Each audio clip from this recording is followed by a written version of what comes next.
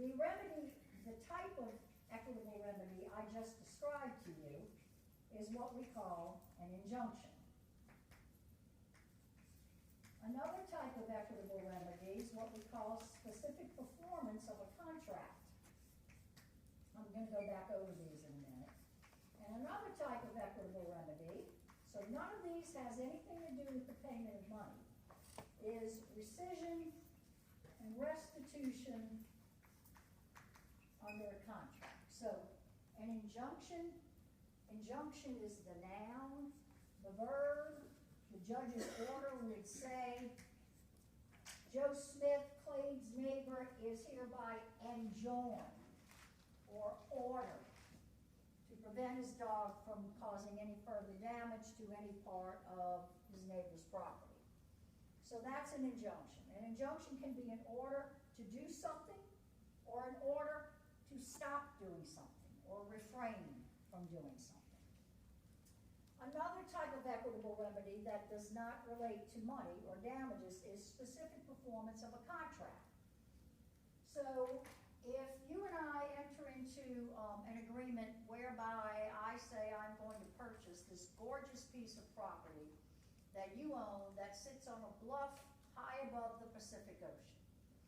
It's a lot of money, but I got a lot of money. So I make an offer, you accept the offer, we're going to go to act of sale. Except you don't show up at the act of sale, and when we contact you, you say, yeah, I changed my mind. Well, I got a lot of money, so, you know, taking you to court's not going to be a problem, right? But I'm not out any money. We didn't go to the act of sale. I haven't paid you for the property yet. What I want is that piece of property that you promised to sell me, and now you're backing out of it.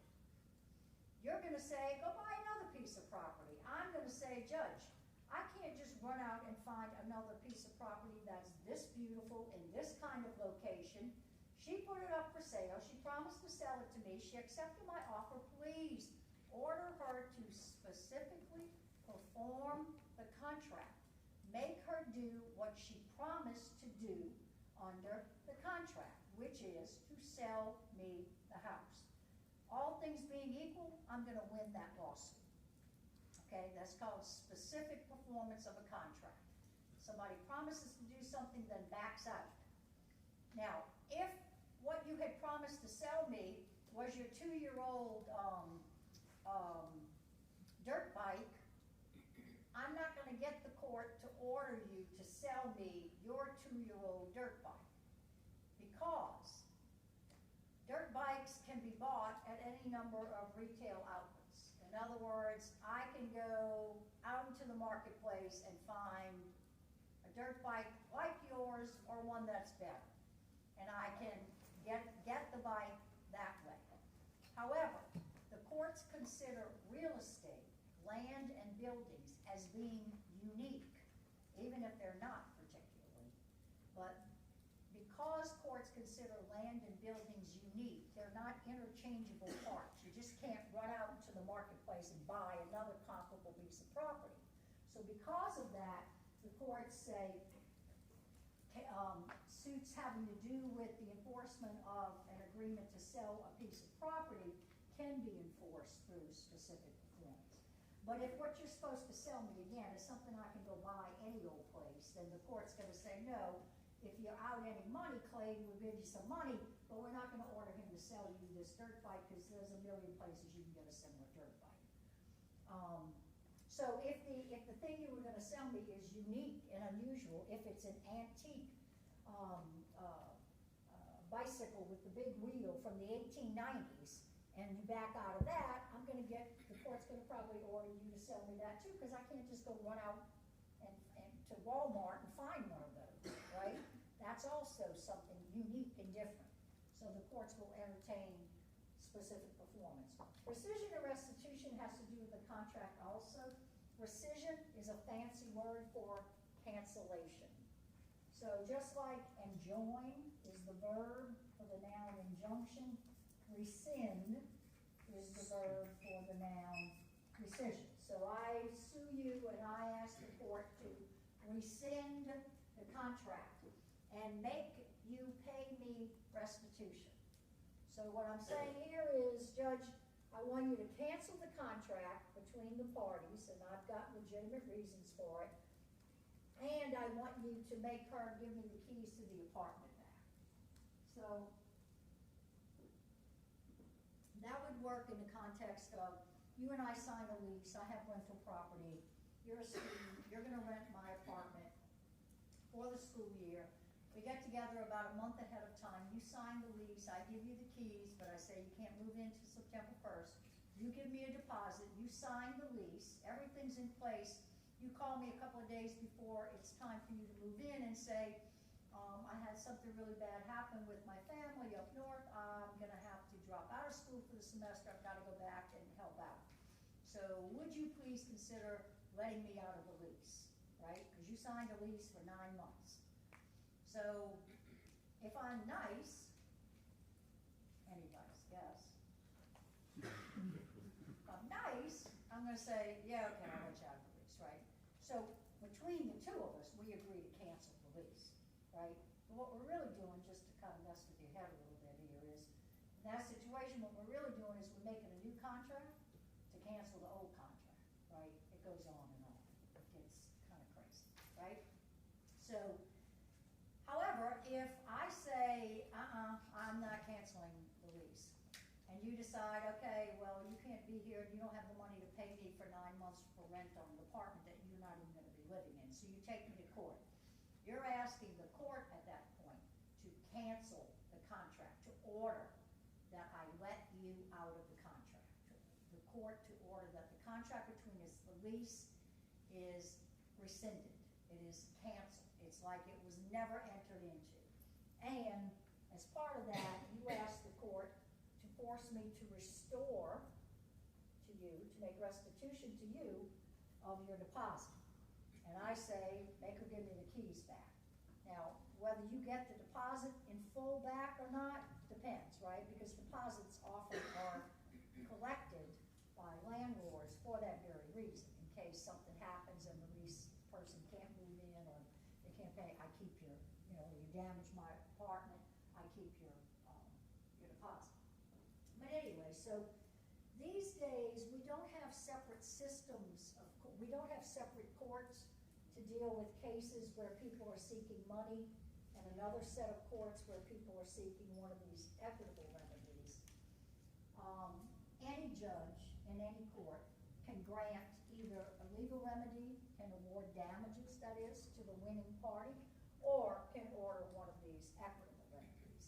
The only distinction that remains is a jury can only issue a legal remedy. Juries can only award the winning party in a lawsuit money. Juries cannot order, cannot issue an injunction. They cannot order specific performance of a contract. They cannot order rescission or restitution. Only judges can do that. But judges these days in any court can render either remedy. We don't have a separate system of courts for those. Okay, and then just to kind of finish up this very general background stuff from chapter 1, our system of justice, and this really descends from really this is true both of civil law and common law. Yeah. So the remedies you were just talking about right now are part of a common law system. Yes, and I'm glad you asked that, because the truth is, your textbook and the material we're going to be covering in this course, it's all common law. Except for the handful of things that I talked to you about in class that are peculiar to civil law, in particular Louisiana law. So when we get to the chapters on contracts, I'm going to bring up that consideration stuff again, and you'll be responsible for it, but you won't find it in your textbook because this textbook does not deal with civil law or Louisiana law. Because, again, in the U.S., common law predominates with 49 states. That's how the textbook's written. So everything I talk about, unless I tell you otherwise, is exactly that. It's common law. So, in our system, there's another, and this is an important, one of the numerous Latin phrases you need to be aware of. It's pronounced stare decisis, and it literally translates, let the decision stand. It's a legal doctrine on which our system of using or looking to precedents in deciding cases is based. So what do I mean by that? Well, precedent is a preceding case. So in any given case, and this is really, it's also true in the civil law, but it's a foundational principle of common law systems, the stare decisis. Instead of, in any given case, a judge deciding based on whim, personal preferences. I don't like the way that guy looks, but I like that plaintiff. She's okay. She's a nice person. So I'm gonna give her the decision. She's gonna win the case. Obviously, the legal system would really not last very long if judges could make decisions in cases based on those kinds of whims, on that kind of caprice, that arbitrary, random decision like, you win, right? So, to keep that from happening and to stress that point, the rule is judges are required, when they're faced with any given case, they are required to do research about earlier cases and try to find earlier cases with similar facts. That's the key.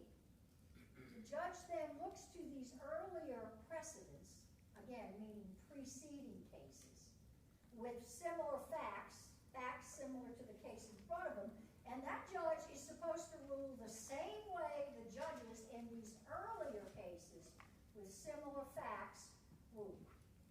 He can't just say, well, I know under this kind of facts, there's 10 decisions from 50 years ago, staggered through the last 50 years, 10 different court decisions, and these cases all had similar facts similar to the case in front of me, and every one of those cases the defendant won. Yeah, but I don't like the defendant, so I'm going to give the case to the plaintiff. You can't do that. That is grounds for having that whole case overturned or reversed on appeal. Okay, and we're going to talk more about appeals shortly. So precedents give some stability to the law. That's the idea. The law doesn't change on a whim. It doesn't change with every case. There needs to be, go back to what we talked about being like the purpose of the law, to provide some stability to the society, right? If judges could basically get away with deciding cases based on who they like or don't like, or the flip of a coin or whatever, there's no predictability. There's no understanding of what the law requires, because the law is the law, but if judges can just decide cases any way they want to, and it doesn't have to be based on the law, then we have no legal system. Nothing about such a system will function. It will not be perceived as being fair. Therefore, people will not submit their disputes to such a system because it isn't fair. So we have the rules that set the standard for behavior, standard of conduct, and those rules do not change substantially from decade to decade to decade. Again, unless we're in one of those situations like we talked about last time, where you have grave injustices going on in the society, those injustices are perpetuated by bad laws, and eventually the courts or the people insist that such unfair, unjust laws be changed. But that doesn't happen all that often. And for the average sort of run-of-the-mill cases, neighbor versus neighbor, you and I enter into a contract, you're going to sell me your used car, then you back out after I've already given you $1,000 deposit, and you won't return my money, and so I've got to sue you. Those kinds of cases, they're not going to depend, the decision of the judge is not going to depend on who he likes the best or who makes the best presentation. It has to be on, in earlier cases with facts similar to this, what rule of law did the judge identify as being applicable to these facts, and how did the judge apply it? And I have to, the judge in this case, I got to decide it the same way. Question?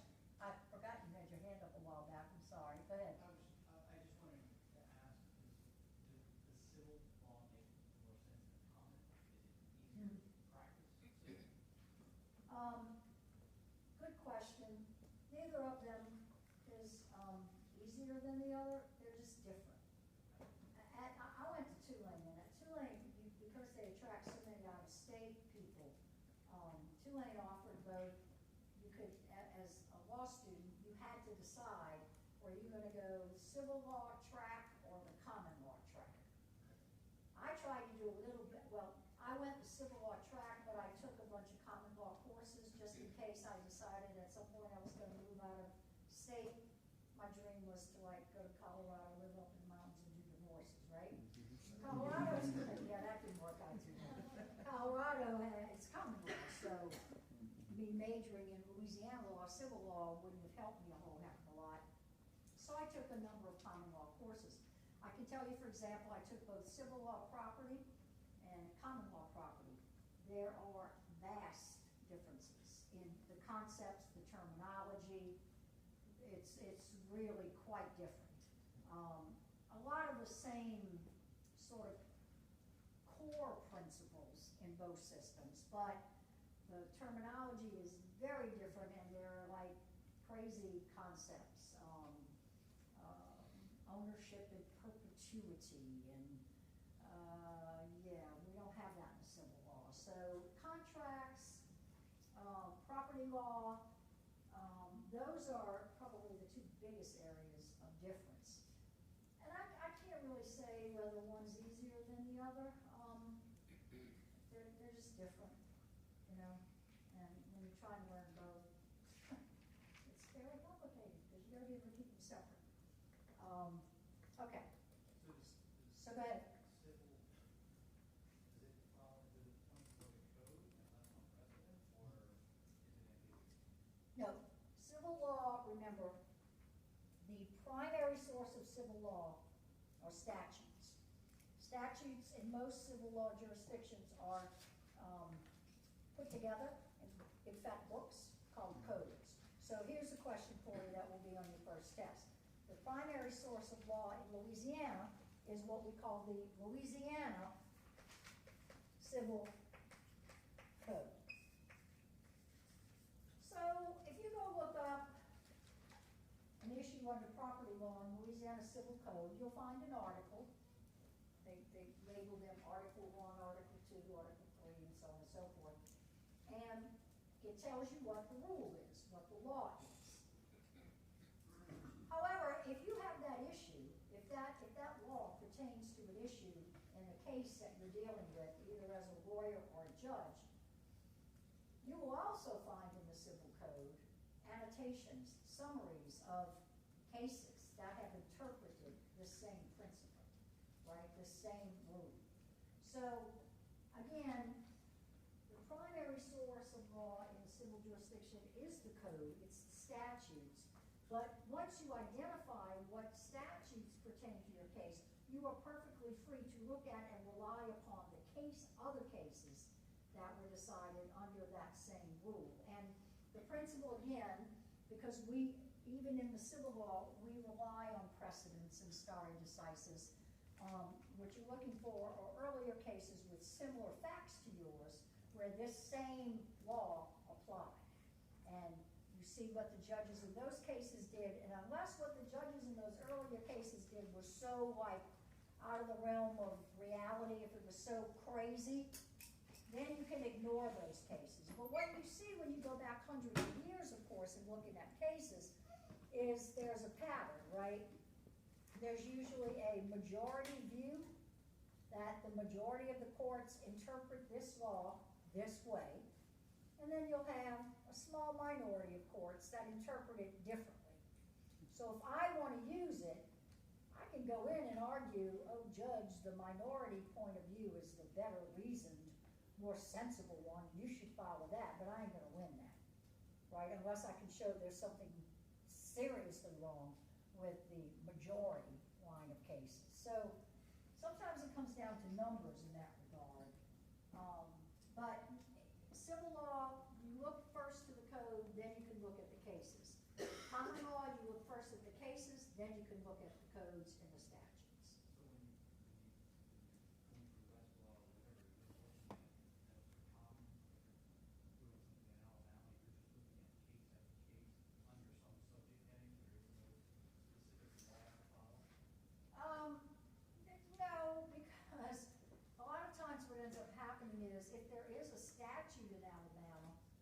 that pertains to your case, that might pop up first, and under that statute, there'll be a whole bunch of cases that will be summarized that apply the rules. So you can get out in a couple of ways, but if you're really asking me questions about legal research, which I'm more than happy to talk to you about at the break, but, okay, I'm just gonna go on with it because it's really a little bit beyond the purview of what we gotta finish up here. Anybody else with questions? Okay, and then finally, there are two big camps in terms of how people interpret laws.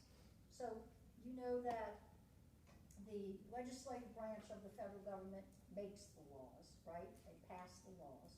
The executive branch, the president, enforces or executes, carries out the laws. And the judicial branch, third branch of the federal government, interprets the laws made by the legislature and signed into law by the president, right? So there are two basic ways to interpret the laws.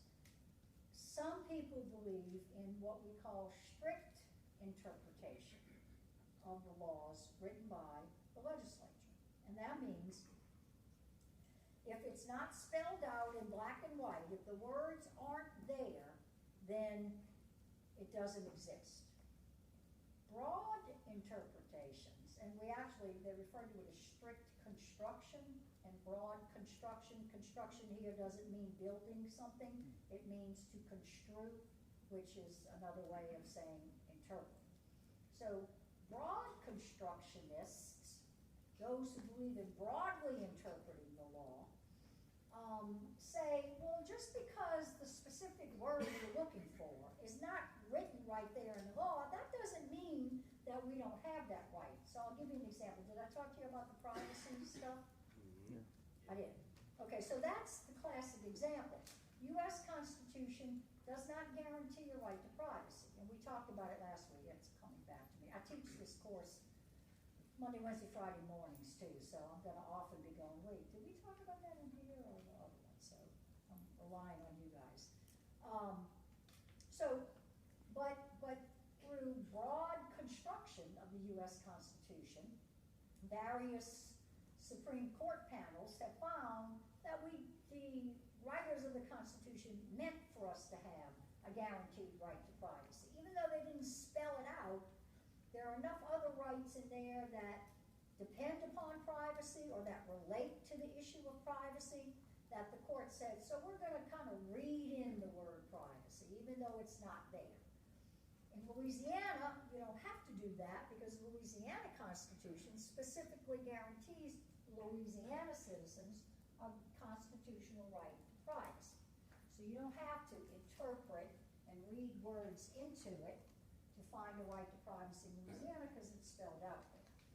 And we have this battle continues today. Some people like to suggest that conservatives and liberals in politics have nothing to do with strict and broad constructionists in the law. That's BS, okay?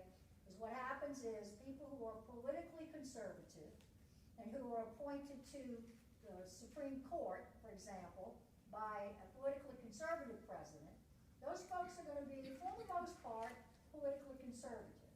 And when they're called upon to interpret the laws in the Constitution of the United States, they are going to tend much more to interpret those laws in the Constitution strictly, narrowly, to insist upon if it's not written there, you can't just make it up. As opposed to judges and Supreme Court justices who are appointed by more moderate or liberal presidents, those folks tend to come to the courts and be believers in broad construction.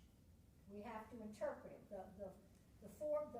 The writers of the Constitution signaled to us that they couldn't possibly think of everything, so they put a couple of provisions in there, for example, that say any rights not given to this new federal government by this Constitution, you can assume that those rights are to be kept by the states and the people. So they're telling you right there are a bunch of rights we didn't really deal with here, So if we left something out, for the most part, you can assume that we're not denying that right to anybody, but we're gonna leave it up to the states to grant those rights. They have the right to do that, or the citizens do. So that's kind of, that sort of language suggests that the writers of the Constitution were aware that, they didn't have crystal balls, they didn't know what we were gonna be dealing with 200 years down the line. So they kind of put a couple of catch-alls in the Constitution, if you will, and signaled there's going to be some stuff that comes up that we have not specifically addressed, but don't assume that those rights don't exist just because we didn't specifically express them. Broadly look at the Constitution, you can make more sense out of it than if you just strictly and narrowly interpret it. So you've got still those two political and those two judicial camps fighting with each other all the time, and it probably will never be over with.